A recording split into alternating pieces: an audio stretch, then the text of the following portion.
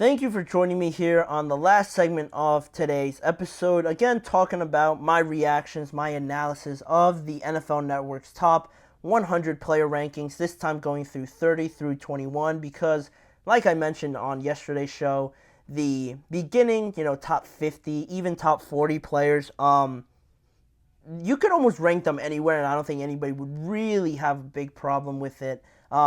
Really, up until that point, it really gets now to the top 30, top 20, and then obviously the top 10, where some of the rankings can create more of a discrepancy in some of the opinions and analysis you get. So I thought I'd bring that up again here today. And going through some of those rankings, I'll show you guys how they panned out thus far, starting with 30, going through 26, and then I'll obviously show you guys the rest of the list. We have Deebo Samuel, then Khalil Mack, Brock Purdy, Nick Bosa at 27. 26 is Mike Evans. Then the other half of that list, before I go into, talking about it, we have Jalen Ramsey at 25, Dexter Lawrence in at 24. At 23, we have Amon-Ra St. Brown. 22, we have his teammate Penei Sewell, and A.J. Brown rounds off this group of players at 21. And my initial thoughts on this, were a little surprising just on some other rankings of this group. This group, you look at it, the name that jumps off right away is Brock Purdy. Even though he's coming off of a phenomenal year, this is his first career appearance on the list, and to debut at 28 is pretty impressive, and, he had a great year. It's the first time a 49er quarterback made the list since Jimmy Garoppolo, and this year he finished number 4 in MVP votings as well, and he also, has the 49er franchise record in passing yards this year with 4,280, led the NFL in QBR, also in QB rating, and it's just overall a significant spot for Brock Purdy. But with all the stats that I just read out, he pretty much backed it all up. And maybe it rubs people the wrong way just because he is higher than Tua, than Jordan Love, than Joe Burrow. But all those other guys, had something about them. The team performance wasn't that great. Joe Burrow was injured. The only one I guess you could make an argument for was Jordan Love, but Brock Purdy and the 49ers beat the Packers. So I think Brock has earned himself a high rating. I don't know if I would have given him 28 right off the bat, but that was something that jumped out at me right away. Then you look at the other half of it, or actually I'll stick here before I jump into that. Nick Bosa, you look at, and how he is the 27th ranked player, is actually the lowest he's ever been ranked on this list. He made the list the last 3 straight years, and for this to be the the lowest he's ever been ranked is pretty insane, considering he's made the list the last 3 consecutive years. But it almost feels too low. I feel like, from watching Nick Bosa, what he has already proven in his, not long NFL career, I think he at least has warranted a top 20. I think 27 is a little too low for my liking, and just how much the 49ers depend on him, especially on that defensive line, especially going into this year. I think 27 is a little too low for me, but I can kind of understand it from that point of view. Mike Evans at 26, considered arguably one of the most underrated, if not the most underrated receiver in the NFL. And this is where I think this is one of the most accurate rankings I've seen of Mike Evans in recent years. I think with what he brings to the Buccaneers, how, great he is. I forget how many 1,000-yard receiving seasons he has now. It might be like in the double digits now, honestly, or close to that, with just how quietly he's building this Hall of Fame resume. And a lot of times he doesn't get brought up in the top wide receiver conversations, but at 26, you can make a case for him for the lower 20s, or the higher 20s, I should say, maybe to fit in somewhere there. But I like where he is at this point. I'm content with that for this half of the list. But then you move into the other half, and there are some more takeaways I had from here. Jalen Ramsey at 25, he was pretty highly ranked on the cornerback rankings for ESPN. He was around 5, I want to say. So a little surprising, but also I think still he is Jalen Ramsey. He still has that, reputation of being one of the best corners in the game. 25 is all right. It's not something I'll make a fuss out of it too much. The biggest ones were really Amon-Ra St. Brown and Penei Sewell.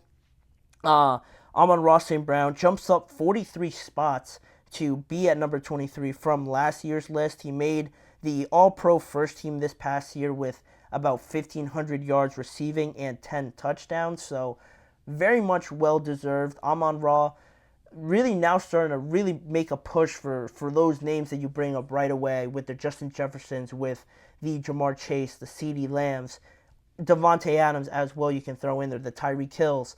There's so many, but Amon-Ra, I think after the year that he just had, is slowly climbing, and I don't think he's reached his ceiling at all. I think he could definitely improve in certain areas, as well as this entire Lions team. They're coming off one of the best years that they've had in their recent entire history, and now that they have not one superstar, but this other superstar that I want to talk about, Penei Sewell, the NFL and just the players in general giving love to one of the best tackles and just overall offensive linemen that the NFL has to offer.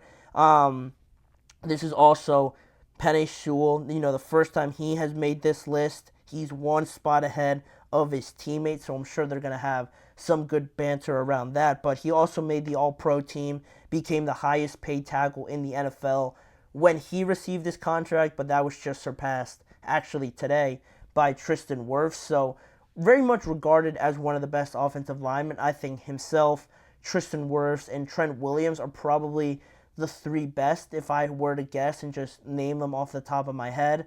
Penei Sewell really just becoming one of the cornerstone pieces of this Detroit Lions team. I think he really sets the attitude and just the production as well in how well the Detroit Lions not only pass protect and how Jared Goff has all that success, but also in the running game.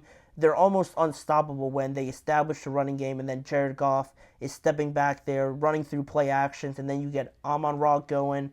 Sam Laporta is another one that had a very impressive year. This Detroit Lions team, based on these two guys and how their top 25 players already, both of them super young still, have had great years. They got rewarded for it with both of them getting long-term extensions, and now you expect this to keep going, to live up to that contract, and I'm very confident in both of them that they're going to be able to do that. And then just going over A.J. Brown here to round it off, he actually jumped up one spot, I believe, from last year where he was ranked 22.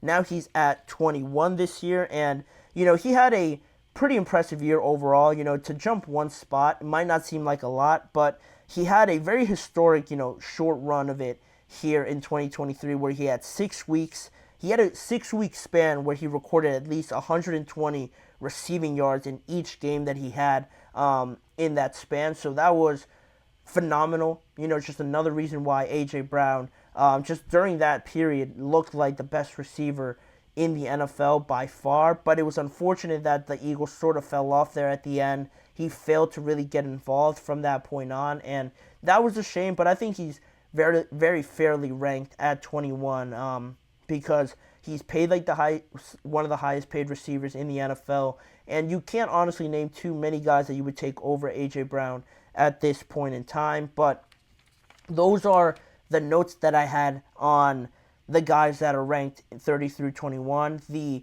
list of 20 through 11 actually came out today, and I'm going to go over it tomorrow and sort of give my predictions of the top 10 because of the weird timing of it all. The top 10 is actually going to be released tomorrow at 8 p.m. and obviously this show is going to be done by that time. So I'm going to react to 20 through 11 tomorrow and also give my predictions of what I think the top 10 is going to be and what I believe it should be, because some of the players that have already been released answered some of my questions about the next group that followed this one. Dak was ranked, Fred Warner was ranked. I didn't see Jahmyr Gibbs or Breece Hall, and I was curious to see if some of these players were going to be bold enough to throw in one of these young running backs that high, but it doesn't look like they're going to be included in the list that high. Unless I missed them from the previous rankings, it doesn't look like they're going to be at least in the top 20. There's no way they'll be in the top 10. But, what's interesting about this, none of the top 6 highest paid quarterbacks are in the top 20.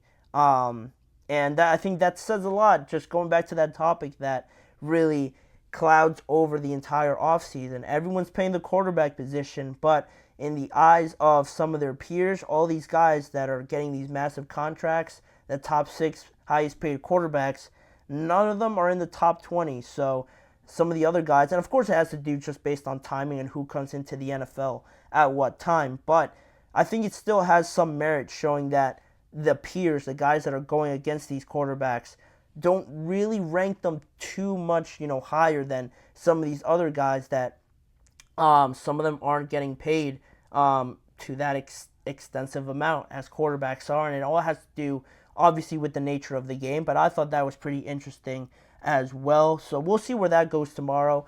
I'm looking forward to ranking those positions and just those players overall on tomorrow's show. But that'll do it for today's episode. Overall, I want to thank you guys for joining me on today's show. As always, please remember to like, follow, and subscribe to the show, as well as following the network on all forms of social media. If you want to see more of this show, other sources of content around the NFL, check out both YouTube channels to see YouTube shorts, individual segment videos, and all the other live shows fully on both of those YouTube channels. And as a final reminder, tune in every weekday at 6:30 p.m. Eastern Time for more discussions, more reactions to all the storylines around the NFL with me, Manny Maradiaga, as your host. Thanking you guys for joining me, and I hope to see you guys back here to close out the week on tomorrow's show.